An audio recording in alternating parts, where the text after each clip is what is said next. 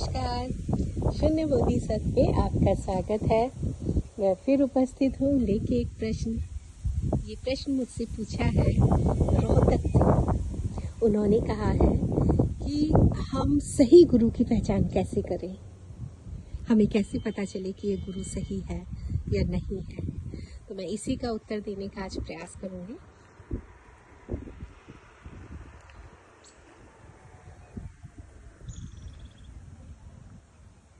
यदि कोई शिष्य गुरु की पहचान कर पाए तो फिर वो शिष्य कहाँ रहा, वो तो गुरु ही हो गया है ना। फिर वो शिष्य रहा कहाँ, वो तो गुरु हो गया। गुरु भी कहाँ हो गया, गुरु के भी ऊपर हो गया। जो गुरु को पहचान सकता है तो वो तो गुरु के भी ऊपर उसकी योग्यता होगी।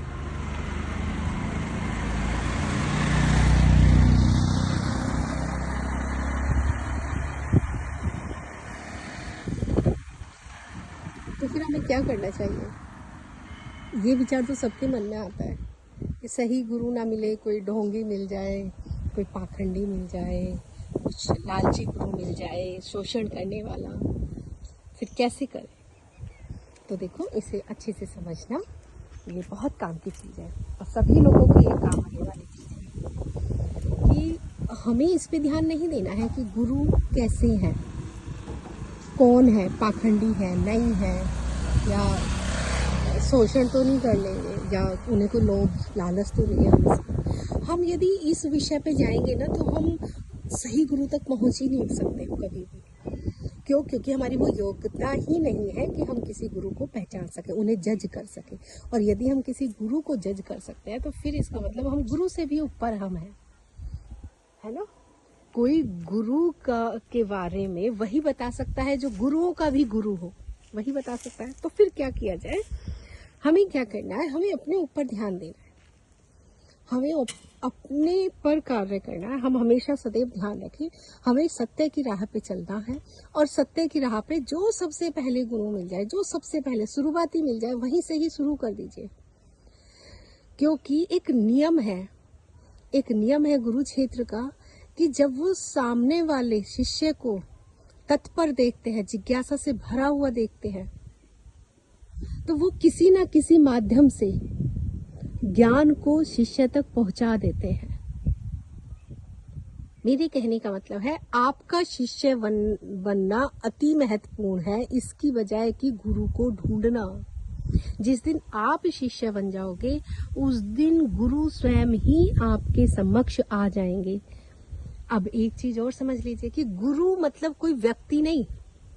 व्यक्ति से इसका मतलब नहीं निकाल लेना, गुरु कोई व्यक्ति नहीं होता।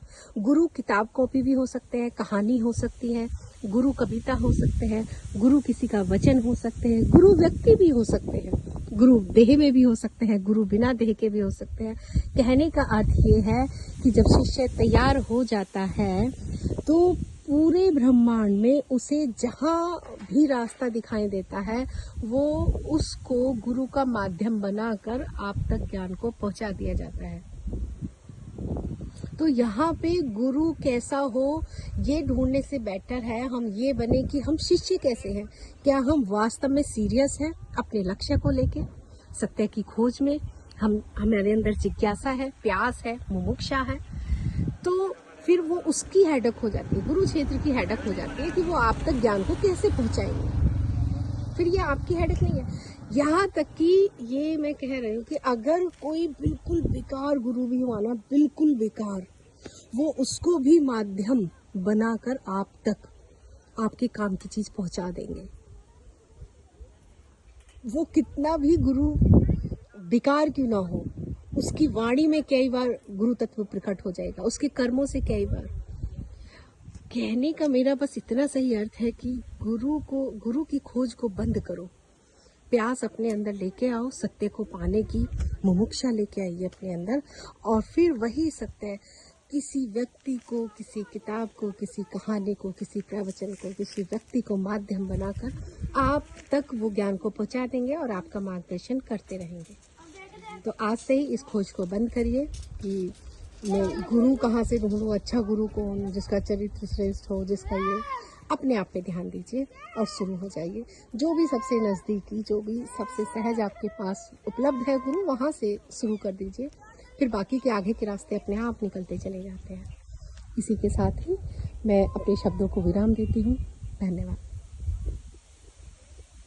गुरुर्ब्रह्मा गुरुर्विष्णु गुरुर्देवो महेश्वरा गुरुर्साक्षात् परब्रह्मा तस्मै श्री गुरुवे